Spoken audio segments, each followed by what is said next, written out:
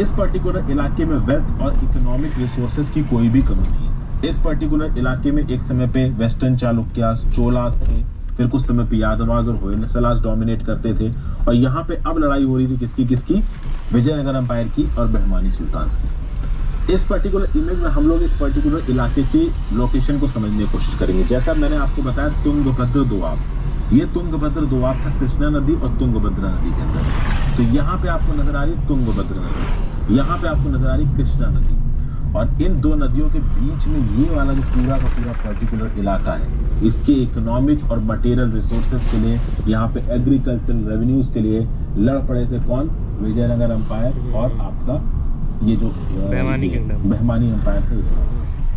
तो कृष्ण नदी और तुंगभद्रा नदी के बीच का जो ये इलाका है, इसको लेके पहले भी चोला, चालुक्य, यादवा, होयसला बहुत लोग लड़े। एक समय पे तो होयसला का यहाँ पे कंट्रोल भी था।